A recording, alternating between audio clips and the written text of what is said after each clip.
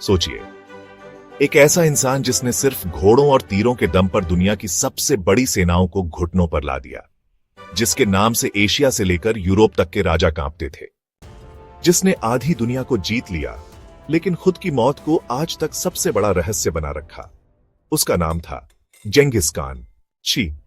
जेंगिस खान का असली नाम था तेमुजिन। 1162 में मंगोलिया की सर्द और वीरान वादियों में उसका जन्म हुआ। उसका जन्म किसी बड़े महल या साम्राज्य में नहीं, बल्कि एक खानाबदोश कबीले में हुआ। उसके पिता येसुगेई एक छोटे से कबीले के सरदार थे, लेकिन जब तेमुजिन सिर्फ 9 साल का था, उसके पिता की जहर देकर हत्या कर दी गई। बाप की मौत के बाद उसके अपने ही लोगों ने उसे और उसकी मां को जंगल में मरने के लिए छोड़ दिया। उनके पास न खाना था, न हथियार, न कोई सहारा। पर वहीं से शुरू हुई एक ऐसे लड़के की कहानी जो आगे चलकर दुनिया का सबसे बड़ा सम्राट बना। तेमुजिन ने बचपन से ही सीखा, भरोसा मत करो, ताकतवर बनो। उसने अपने दुश्मनों को माफ नहीं किया। धीरे धीरे वह छोटे छोटे कबीलों को अपने साथ मिलाने लगा। वह न सिर्फ तलवार चलाना जानता था, बल्कि दिमाग से भी तेज था। तेमुजिन की सबसे बड़ी खूबी थी लोगों को जोड़ना और डर को हथियार बनाना। उसने जाति, धर्म या भाषा नहीं देखी। जो वफादार था वो उसका साथी था। उसकी फौज में तुर्क, ताजिक, मंगोल, यहां तक कि दुश्मनों के लोग भी शामिल थे। साल 1206 में तमाम मंगोल कबीलों ने उसे जेंगिस खान की उपाधि दी। इसका मतलब था सभी महासागरों के बीच का राजा।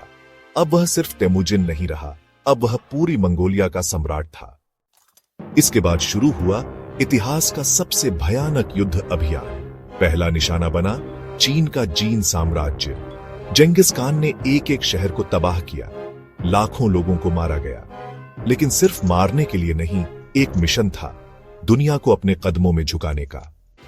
उसके बाद उसने रुख किया मध्य एशिया की ओर। ख्वारिज़म साम्राज्य, जो आज के ईरान, उज्बेकिस्तान और तुर्कमेनिस्तान के इलाकों में फैला था। ख्वारिज़म के सुल्तान ने जेंगिस खान के व्यापारियों को मरवा दिया।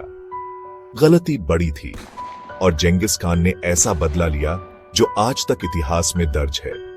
उसने ख्वारिज़म के एक एक शहर को मिट्टी में मिला दिया। बुखारा, समरकंद और निशापुर जैसे महान शहर राख में बदल दिए गए। लाखों लोगों की हत्या कर दी गई। इतिहासकार कहते हैं तेमुजिन नहीं, तूफान आया था। पर यह सब सिर्फ क्रूरता नहीं थी, यह सब उसकी रणनीति का हिस्सा था। वो जानता था कि डर को अगर ठीक से इस्तेमाल किया जाए तो युद्ध लड़े बिना भी जीते जा सकते हैं। उसकी फौज बेहद तेज थी। हर सैनिक के पास 2 घोड़े होते ताकि सफर बिना रुके हो सके। हर सैनिक बिना आदेश के नहीं चलता, लेकिन आदेश मिलते ही तूफान बन जाता। उसकी युद्ध नीति का एक और हिस्सा था जासूसी और धोखा। वह दुश्मन के इलाके में पहले से जासूस भेजता, नकली हमला करता और असली हमला दूसरी तरफ करता। हर जगह एक ही पैटर्न होता, हमला, खून, जीत। जेंगिस खान का साम्राज्य तेजी से फैलता गया।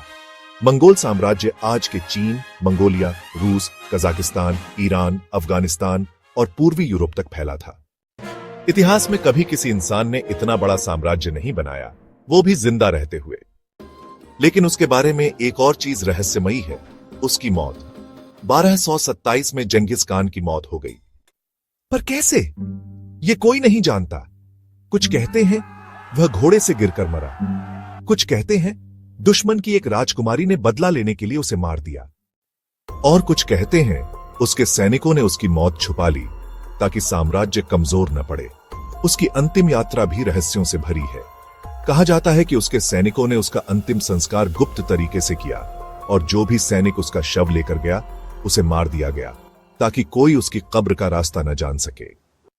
यहां तक कहा जाता है कि जिस जगह उसे दफनाया गया वहां हजारों घोड़े दौड़ाए गए ताकि जमीन समतल हो जाए और कोई निशान न बचे। आज भी उसकी कब्र नहीं मिली है। लेकिन मरने के बाद भी जेंगिस खान का असर खत्म नहीं हुआ। उसके बेटे और पोते, खासकर कुबलाई खान ने चीन पर राज किया। जेंगिस खान का साम्राज्य कुल मिलाकर करीब 240 लाख वर्ग किलोमीटर तक फैल गया। इतिहास में उसे क्रूर भी कहा गया है और जीनियस भी। वह एक ऐसा सम्राट था जिसने डर को विज्ञान बना दिया, रणनीति को कला बना दिया और दुनिया को यह दिखा दिया कि सिर्फ संसाधनों से नहीं, इरादों से भी दुनिया जीती जा सकती है। लेकिन अब सवाल आपके लिए है, क्या आप जेंगिस खान को सिर्फ एक हिंसक आक्रमणकारी मानते हैं या एक महान नेता जिसने बिखरे हुए लोगों को एकजुट किया? आपका जवाब नीचे कमेंट में जरूर दीजिए। वीडियो पसंद आया हो तो लाइक कीजिए, शेयर कीजिए और चैनल को सब्सक्राइब करना मत भूलिए, क्योंकि हम लाते हैं आपके लिए इतिहास की सबसे अनसुनी और असली कहानियां।